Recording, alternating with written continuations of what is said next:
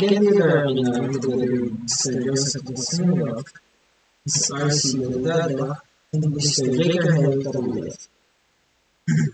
We are the group 2 and we are here to talk about the things and structures. Here I will discuss the objectives of which to familiarize with these data structures, to understand the different methods applied in list, and to develop programs involving list using C# programming. Systems that collection of generic namespace can be related to our in Java. Um, uh, and one example would be command import that Java that we call as scanner. They are similar to one another, and the syntax namespace is the package or the collection of classes, and like array that has fixed size. The list data structures has a variable size, meaning it has the ability to grow um, its size depending on demand. Also in this, it is allowed to have duplicate elements or values unlike hashed and array, for example. The parameter key is a data type, meaning any data or meaning any data type will do like int, var, and etc. Uh, list versus array. Basically, if we already know the length or size of the data, we will use array. And list if not. Moving on, here are the important properties and methods of this class. Items. We use the property items to get or set the elements at the specified index. Count. It is like that length of an array, but here in list we use count. In methods we have add. Add can be used to add an element at the end of the list. Add range used for or when adding several elements at the end of the list. Binary search search the elements and then return the index of the element. Clear removes all the elements from the list. Contains check if a specific element exists on the list.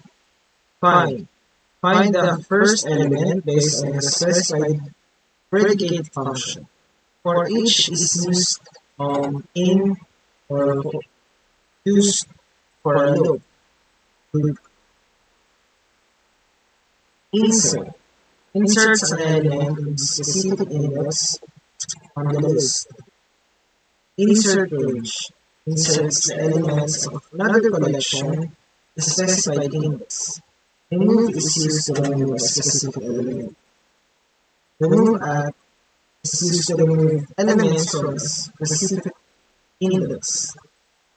Remove range removes all the elements that match with the supplied predicate function. Sort is used to arrange the elements. Trim excess sets the capacity of the actual numbers of elements. True for all determines all the elements match the or true for all determines if all elements match the conditions defined by the specified predicate. Good day, sir. I'm Joseph Gesmundo, and this is about list. First thing, we have list T. The parameter T is a type of element in the list. The second is list versus array. Array is useful when you know the data is fixed length or unlikely to grow much. On the other hand, if you don't know how many elements you have, use list. The third is list T class. It is recommended to create an object of list T and assign it to list T type variable as shown below. In the fourth example, list T, list int, int list is equal to new list int open and close and semicolon. And for adding element into list, int list is equal to new list int open parenthesis semicolon int list dot add open and close parenthesis 10 and semicolon int list dot add open and close parenthesis 20 semicolon int list dot add 30 semicolon and int list dot add open 40 close parenthesis semicolon list string str list is equal to new list string open and close parenthesis semicolon. So dito naman po sa last na part str list dot add, so open parenthesis 1 semicolon str list at dot add 2 semicolon str list dot add, so 3 str list dot add open parenthesis 4 close parenthesis semicolon. So this is the final str list dot add open parenthesis 4 close parenthesis semicolon. Bali, if you're going to add elements into a list, this is the code. Add range, open and close parenthesis, signature, colon, void add range, open parenthesis, enumerate, enumerable, less than t, greater than t, less than, collection, close parenthesis. Example, add range, list, int list 1 equals new int list, int, close and open and close parenthesis, semicolon. Int list 1 dot add 10 open and close parenthesis inside ang 10 semicolon, ganun lang din, add 20, add 30, add 40, tapos int list 2 equals new list int open and close parenthesis semicolon. Int list 2 dot add range int list 1.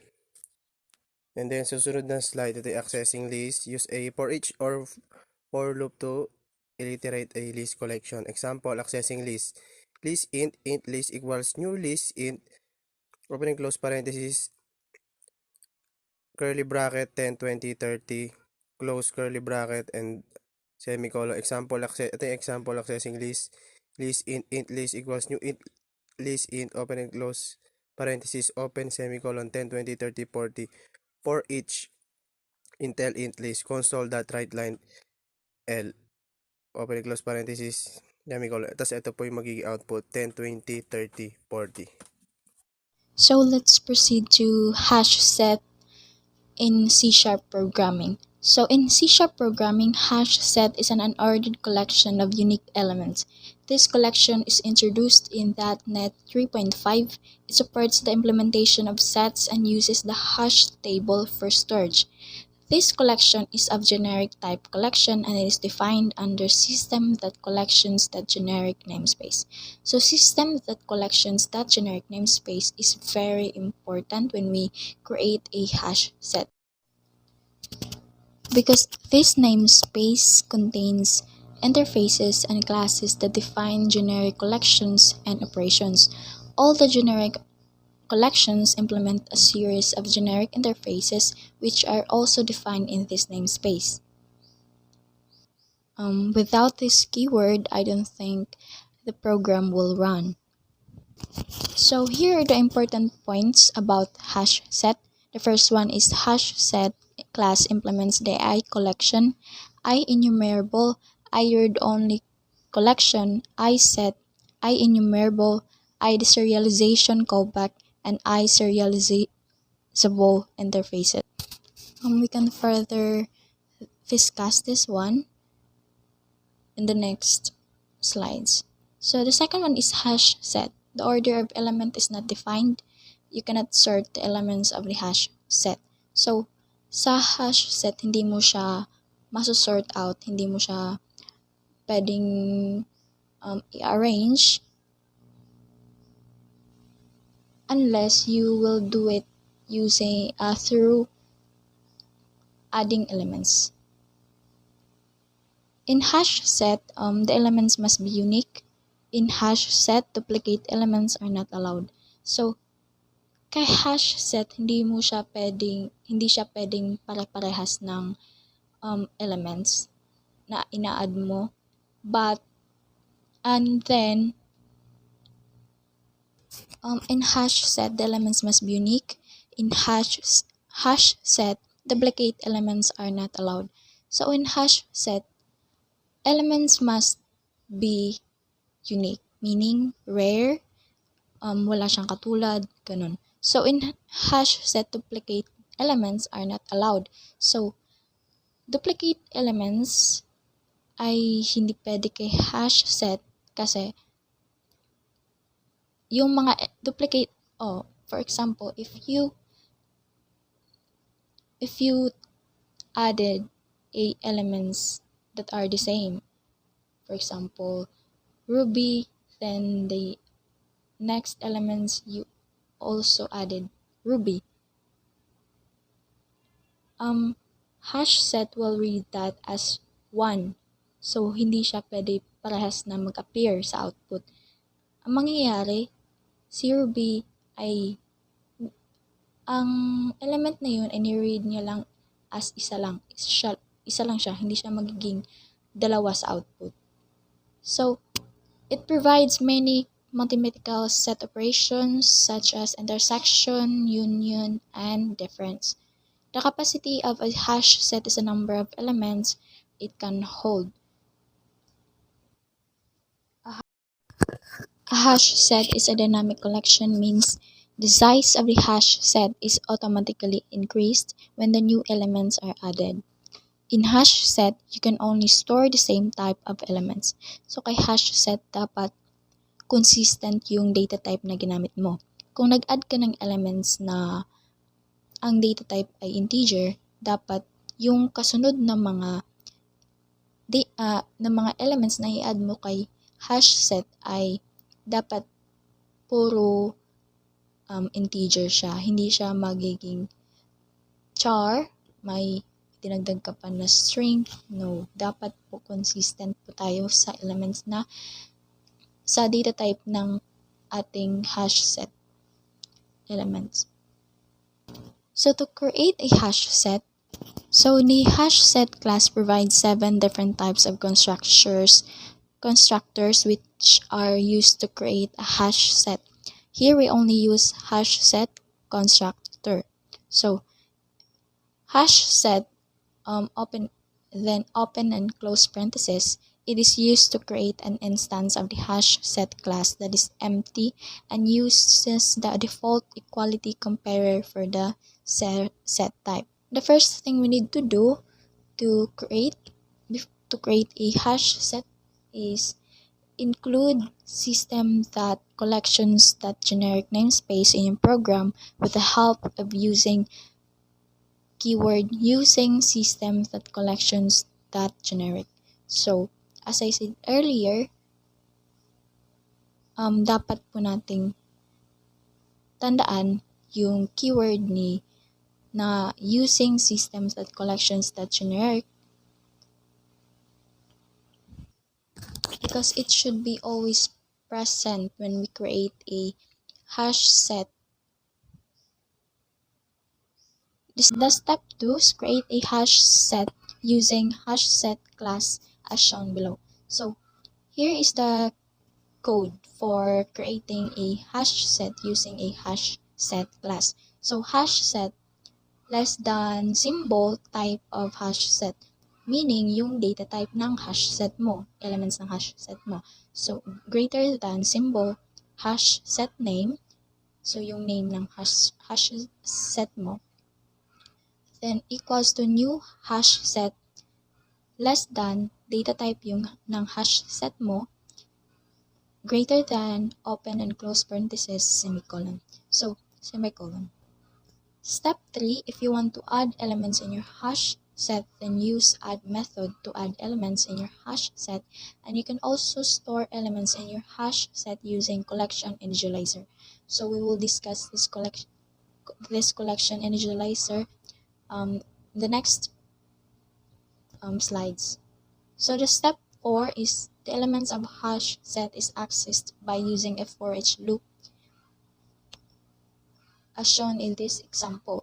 So here we have example C# program to illustrate how to create a hash set. So as you can see dito sa taas, by using systems.collections.generic tayong keyword dito. So hindi talaga mawawala dapat itong keyword na to kasi ito yung magiging way natin, magiging key para mag-run yung ating hash set program. So we have a main method, static public void main. Then to create a hash set, we will use the hash set class. So hash set, then less than yung data type ng hash set mo, which is string, then greater than yung name ng hash set, which is my hash 1, equals new hash set, less than symbol string yung data type, then greater than, open and close parenthesis, semicolon. So in adding elements in hash set, we will use the add method. So my hash 1, which is yung name ng hash set natin, my hash 1 dot add yung element natin, which is C. Then my hash 1 dot add yung element natin, C++, then so on hanggang my hash 1 dot add Ruby, yung element na Ruby. So console.write line elements of my hash 1. So ito yung magiging maunang ma-display si console.write line elements of my hash 1. Then sa kasunod na, i-access natin yung elements ng hash set natin using yung for each loop. So for each, yung data type, var, name, val, and my hash 1. So open, close, open bracket, console.write line. I-access natin yung elements ni my hash 1 using a val. So we will create another hash set using a collection initializer. So ito yung sinasabi ko kanina na collection initializer. So kanina ang ginamit natin ay yung hash set class using, tas nag-add tayo ng elements using add method. So dito ang gagamitin natin is yung collection initializer. So hash set is less than int, greater than symbol my hash 2, yung name ng hash set natin, equals new hash set, less than int yung data type, then greater than, open and close parenthesis, then open bracket, 10 yung elements na 10, 100, 1000, 10,000, 100,000, then close bracket, then semicolon. So para mag-display yung elements ni my hash 2, gagamit tayo ng for each loop. So for each var value in my hash 2. So ganyan, magde-display na yung elements ni my hash 2. So as you can see in the output, ganito yung mangyayari. Elements of my hash 1, C, C++, C#, Java, Ruby. Then elements ni my hash 2, 10, 100, 1000, 10,000, and 100,000. So let's proceed to how to remove elements from the hash set. So in hash set, you are allowed to remove elements from the hash set. Hash set is less than t, greater than, symbol class, provides 3 different methods to remove elements, and the methods are remove, open and close t, remove open parenthesis t close. This method is used to remove the specified element from a hash set object. The second one is remove where or predicate. This method is used to remove all elements that match the conditions defined by the specified predicate from a hash set collection. So the third one is clear. This method is used to remove all elements from a hash set object. So here is another example, and this one will be about to remove elements from the hash set. So ayan, hindi pa din mawawala yung keyword natin na using system.collections.generic. So, the next one will be the main method, static public void main. Then, we will create a hash set using a hash set class. So, ayan, hash set, then less than string, yung data type, again, then greater than symbol my hash, name ng hash set natin equals new hash set greater than string less than symbol open and close parenthesis semicolon. Then we will add elements in hash set using add method. So my hash, yung name ng element na yung hash set natin, my hash that add c, then my hash that add C++, and so on, hanggang po mag my hash that add Ruby. So before using remove method, ito yung gagamitin nating code. Console that write line, total number of elements present or before removal in my hash. Then open bracket 0 close bracket. Meaning it will be is to insert the first parameter following the format string. Then comma, tatawagin natin yung name ng ating hash set, then that count. So, ilan nga ba yung number of elements natin na present bago tayo mag-remove? So, kung bibilangin natin yung elements na in-add natin dito sa taas using add method, we have a 5 elements. So, ang magiging output nito ay 5 because hindi pa tayo nag-remove eh. Yun yung condition natin na hindi pa nag-remove. Then, the next one is remove element from hash set. So, dito na tayo mag-remove ng element. So, using remove method. So, tatawagin natin yung name ng hash set natin, which is my hash, that remove open parenthesis Ruby, then close, then semicolon. So, susunod na gawin is after using remove method, kunin natin yung ilan yung element na natitira. So, gagamitan natin si remove method using console that write line, total number of elements present after removal in my hash. So, open bracket 0, open, close bracket, then yung name ng hash set natin, that count, then close parenthesis, then semicolon. So, ilan nga ba yung elements na matitira after nating tanggalin si Ruby? So, ang magiging out dito is 4. So, to remove all elements from hash set, we will use the clear method. So, dito, my hash dot clear, open, and close parenthesis, semicolon, ang gagamitin natin keyword to clear all the elements from a hash set.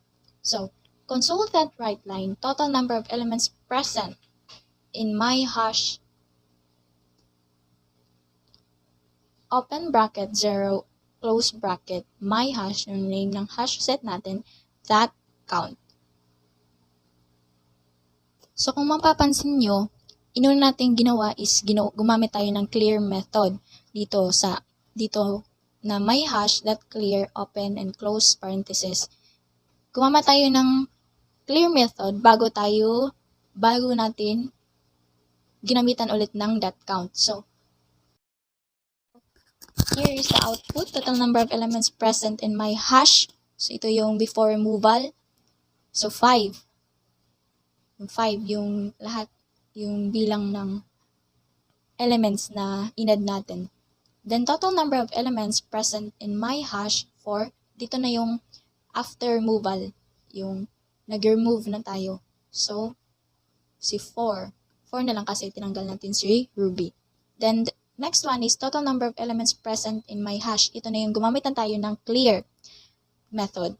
Kung saan, ma-remove yung all the elements ni hash set. Kaya ang nagiging output natin is 0.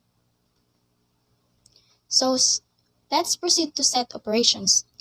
Hash set class also provides some methods that are used to perform different operations on sets, and the methods are union with open parenthesis I enumerable close parenthesis. This method is used to modify the current hash set object to contain all elements that are present in itself, the specified collection, or both.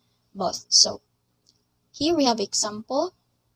C# program to illustrate set operations. So, hindi talaga mawawala si using system, that collections, that generic, semicolon, keyword. Siya dapat yung laging present when we are creating hash set.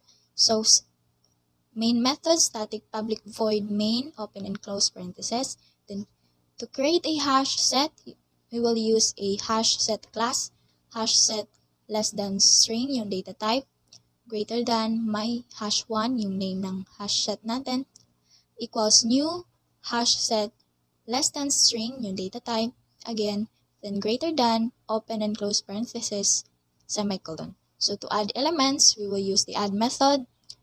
We have elements C, C++, C#, Java, and Ruby. So we add methods using the add method. So to create another hash set, we will use again a hash set class. So same lang din ng code but different hash set name. So kay hash set may hash 1, may hash 2. So add elements in hash set using add method. So may hash 2 that add PHP, then so on hanggang kay Java. So using union with method. So dito na nangyayari yung set operations. So my hash 1 that union with my hash 2, then semicolon, gagamitin natin si for each loop. So for each, open parenthesis var ele in my hash 1, close parenthesis, then console write line ele. So makikita nyo sa output, ang nangyari is nagsama yung dalawang hash set. Diba? Yung output, nagsama silang dalawa. So, nandito si C, C++, C#, Java, Ruby. So, ang nangyayari dito is, kung mapapansin nyo, dalawa yung C++ natin sa may hash 1 natin may C++ tayo, then sa may hash 2 natin ay may C++ din. Ang nangyayari, hindi siya doble pagka-output kasi kay hash set, ang sabi kanina, duplicate elements are not allowed. So, mangyayari, babasahin isa lang siya ni hash set. Hindi siya pwedeng ma-duplicate. So, ang nangyayari is C, then C++, ang una niyang binasa ay yung first hash set natin. Then, si Java, Ruby, then PHP, Perl, dumiretso na siya kay Perl. O, si Java din, meron din tayo, may ka-duplicate din. So, isa lang siya talaga, isa lang yung kukunin ni, kasi same lang naman sila na element. So, the next, intersect with open parenthesis I enumerable close parenthesis. This method is used to modify the current hash set object to contain only elements that are present in an object and in the specified collection. So here is the example. C# program to illustrate set operations. Don't forget the keyword using system that collections that generic. Always remember that. So Then proceed to our main method, static public void main. Then create a hash set using hash set class. Same lang po kanina. May hash set 1 tayo, may first hash set tayo which is my hash 1. Then another hash set which is my hash 2. Same ng elements kanina po na example. So, dito gagamitin natin yung intersect with method. So, una natin tatawagin is yung first hash set natin, which is my hash 1 that intersect with open parenthesis my hash 2, yung second hash set natin yung tatawagin natin. Then close parenthesis semicolon. Then i-display natin yung method na yon, yung result ng method using for each loop. So for each open parenthesis var Ellie in my hash 1, yung then close parenthesis open bracket console.writeLine Ellie, then close bracket. Then kung makikita nyo sa output, ang nagiging output natin is C++ at Java. So kung papansinin natin yung sa code natin, si my hash 1 is may element siyang C++ and Java. While kay my hash 2, meron din siyang C++ plus Java. So kung i-conclude natin, ang kay intersect with, so familiar naman tayo dito kasi may math naman. So yung same elements ng bawat hash set. So kung titingnan natin, C++ and Java ay present kay my hash 1. Then si C++ plus Java and Java are also present in my hash 2. Kaya yun ang nagiging output natin sa intersect with method. So the last one is except with less open parenthesis I enumerable close parenthesis. This method is used to remove all elements in the specified collection from a current hash set object. So from the keyword itself, except with. So here is another example. C# program to illustrate set operations. Don't forget the keyword using system.collections.generic. So then followed by the class, the main method, class static public void main, open and close parentheses. Then we will create a hash set using hash set class.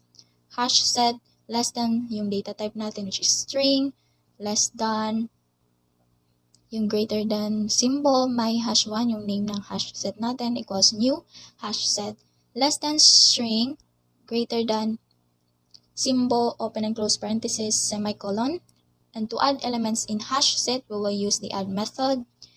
Then my hash 1 dot add C, so on and so on. So in creating another hash set, we will also use the hash set class. Hash set less than symbol string greater than symbol my hash 2 equals new hash set, less than string yung data type greater than open and close parenthesis semicolon. To add elements in the hash set using add method, the same as kaninang hash set natin, yung unang hash set, we will also use the add method. So my hash 2 that add PHP and so on hanggang kay Java. So here we will use the using except with method. So my hash 1, yung first hash set natin na ginawa, tatawagin natin my hash 1 that except with my hash 2. So meaning, ang elements ni my hash 1 ay kukunin except kay my hash 2. So for each